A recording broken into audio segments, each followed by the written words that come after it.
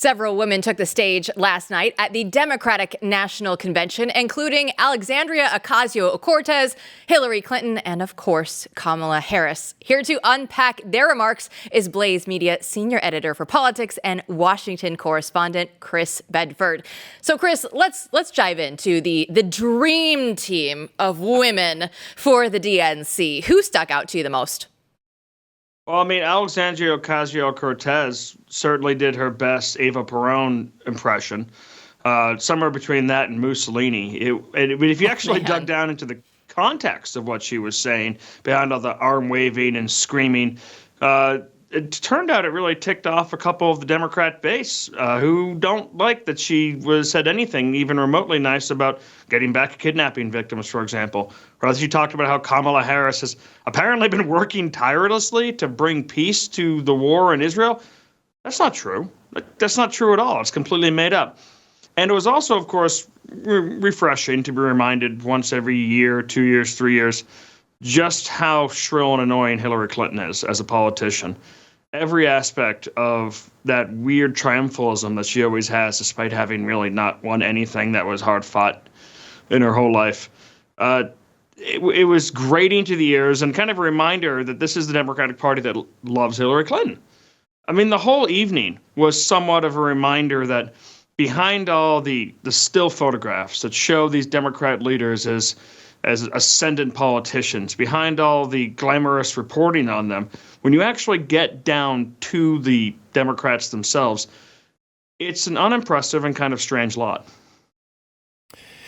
Chris, I heard The Acolyte was canceled by Disney, but I think it was picked up this week by the DNC. I'm expecting Lesbian Space Witches by tomorrow, and the apparent virgin birth from that show. We should talk about the freak show aspect to this as well. But first, something that was really troubling and I think a really pathetic off note was when this Representative Joyce Beatty took the stage to bash J.D. Vance. And, you know, multimillionaire Democrat, as our headline says, right, bashes Vance for basically rising above poverty. Well, I mean, that's not a completely shocking take for the Democratic Party. You could tune in to a DNC in 2024 or in 1972 or 1968, and you can hear Democrat politicians talking about how they're going to do more this for black voters or more that for black voters. And it's always the exact same promise because it's never actually realized. The bringing jobs to the community, bringing education to the communities, never actually realized. So it must be shocking to one of the black Democratic leaders to see someone who actually went out there and broke through that, whether they're black or white, in this case, J.D. Vance, who go out and say, well, I'm not going to stay. I'm going to get out of this bucket filled with crabs. That's what they call it, that symptom, the syndrome. When someone tries to get out of that bucket, their friends pull them down and try to say, no, you stay here. This is where you belong. J.D. Vance is someone who didn't leave behind his hillbilly roots. He's someone who grew from them, took a lot of lessons from them, wrote a best-selling memoir that was made into a movie about that, drew the lens back to their plight, ended up going to Yale and then representing his state, where he fights fairly tirelessly, not just against Democrats, but against Republicans and sometimes conservative Republicans to work on different bills that will help the people of his home state. I mean, you know how many Republicans he ticked off trying to take on the big train lobbyists, which are surprisingly powerful considering it's not 1864, it's 2024, still surprisingly powerful. And people kept on saying, why are you taking on this battle? And he said, because they blew up a town in my state. That's a major issue. These are people who aren't getting represented in D.C. It's no surprise, though, to see him being criticized. It's a dumb attack. It's not one, I think, that really is ringing out very well. And it's not just a one-off. You've heard this from Democrats now repeatedly. This is a line of attack that they intend to go on J.D. Vance's. How dare he try to better himself?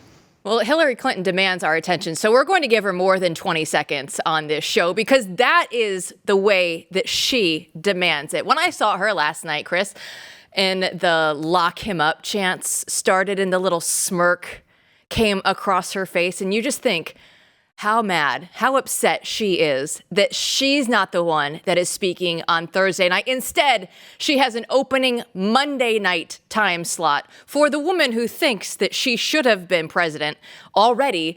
And now they're disgracing her, Chris, in this way. The whole schedule seemed like it was set up to embarrass people. That's a really great point.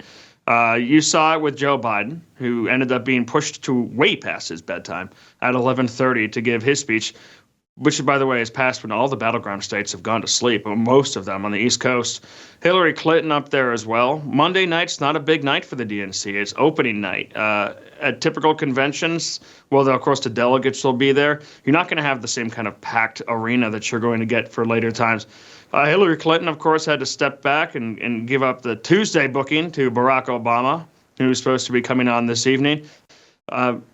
There's a lot of just different passive-aggressive shifts toward different members of the Democratic Party who are considered the past, who are being pushed out of the way by the new Democrats. Chris, let's talk about Joe Biden, because this is really remarkable. As many people have said, they made him give his own eulogy, and it was past his bedtime and past everyone else's. So tell us about that, what you're hearing about that, and what you think happened there. It was kind of strange, wasn't it? I mean, it reminded me of the scene in Waking Ned Divine where they have a fake funeral and they have to go through it, and you end up eulogizing your friend who's right there in the front row.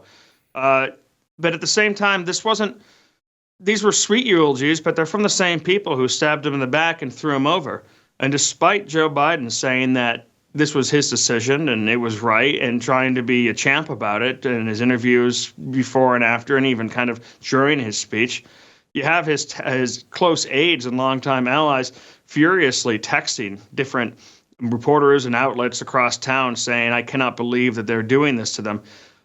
Less than a nice send-off or a Lifetime Achievement Award, which is always a bad sign when you get a Lifetime Achievement Award. It means your friends think you're on your way out. This seemed more like they were burying him alive, that this was the end. Joe Biden, exit stage right. Let's reiterate, he is still the current president of the United States, and this is how he's being treated. So I want to ask you, as everybody is pushing Joe Biden aside, Kamala Harris is making her presence known, and so much so that she had that surprise appearance last night on stage. Granted, it was less than 3 minutes that she was out there. They were, very quick with it just to make sure that she got her time to shine, though. So what do you make of her coming out and giving that little surprise appearance last night? It seems like this is a new style of convention. We saw that with Donald Trump and J.D. Vance, who were there for the whole entirety of the convention. Gone are the days, it seems, at least for now, when the actual principal flies in on the last day and isn't even in town. The whole gang is there for the whole week. And I know that the kind of principle there is you want to keep the people wanting more at the end of your appearance. So less is generally more. But with someone like Kamala Harris at the same time, they're leaving too much. They're leaving too much wanting. The press is wanting. No one's getting interviews. No one's getting questions. So I think that was one of the few smart moments of the evening, one of the better ideas of a rather poorly run evening. It was kind of amazing to read all the sad reporter stories this morning, how bummed out they were at how poorly run the DNC's been, how they can't find seats, they can't find outlets. But that part, just a little bit of foreshadowing for the speech to come, well, that makes some political sense. I just want to go back to Biden's speech real quick, because I think this is important. I mean, the president of the United States did give a speech at this convention, passing the torch or whatever, his last speech. And I believe you were saying earlier, his people are very upset at what happened to him. I mean, how could you not be? He was shelved to the very end. But his actual speech was incredible to me because it was so angry. I mean, this was angry Grandpa Joe, right? And maybe that's the joy of Wine Aunt Kamala, but this is something that most people, if they actually saw, would be appalled by, don't you think? Yeah, and I don't think that they're really staying on the message that they want. For all his policies going in the opposite direction, maybe, Barack Obama gave lofty, hopeful speeches about change. He stuck to the hope and change thing. Kamala Harris is apparently going with joy. I mean, if you put AOC on mute, you could put down Mussolini's speech over her anytime, and it would make total sense. If you looked at Joe Biden's speech, the anger, the attacks, It did not say joy at all. If you see the politicians out there just attacking J.D. Vance for going to college, that didn't say joy. You'd think that if you're trying to strike that message, that at least you would try to stay on it when you're having your big choreographed show. Try to be uplifting. Try to paint a future that is bright as opposed to just dark words about the future of democracy. So I don't know how much longer this joy thing's going to last. It's slamming up pretty hard against the words actually coming out of their mouths. Chris, our last question for you. The DNC has released their platform. There's a ton of loaded stuff in there. What do you think is the most egregious thing in the platform this time around? I mean, they've gone all in on the culture war, and that's something that previously there was a time in America where the culture war was being waged by the American right. I'm talking decades ago, before the Stonewall riots, where now, and Donald Trump really highlighted this, he was the first Republican president to really push back on all aspects of it. And since he pushed back, he ended up in fights with the NFL and fights with Hollywood and fights with big business because the culture war was in every aspect of it. The Democratic Party has embraced these things, and they've made it a central focal point. So it's interesting when you see Democrats out there talking about how this is all about the working class. This is about the people who are left behind, and these are about the people who work paycheck to paycheck. Well, that sounds like the old Democrat Party that AOC is talking about. At least that's what they tried to represent in the 80s and even the 90s a little bit.